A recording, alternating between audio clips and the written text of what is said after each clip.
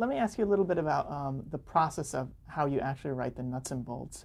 Mhm. Do you write longhand? Did you have a typewriter? Did you have a dictaphone? How did you actually write your? Well, I have a secretary, and it lets the ham out in me. I can emote and do it that way.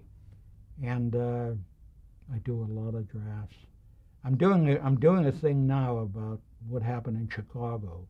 So you're saying you have a secretary that you dictate That's to, right. and she writes it down, Yeah. and types it up? And to show you how many drafts, I think I'm on the 217th draft of this thing about Chicago. You find out more when you write, And how do you do it? Do you pour it out all at once, or are you working in segments? In segments. Mm-hmm. In segments. And in terms of researching, how much research do you do? Oh, I do a lot of research. How do you go about it?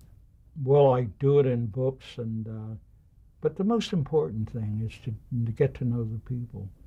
For instance, in this thing about Chicago and Governor Ryan, I got to know people. Well, I got to know the inmates. The big thing about that was, out of 25 people on the death row in Chicago, 17 were found to be innocent. And not by the authorities, by outside people, journalists, lawyers, investigators. 17 out of 25. So I got to know some of the inmates.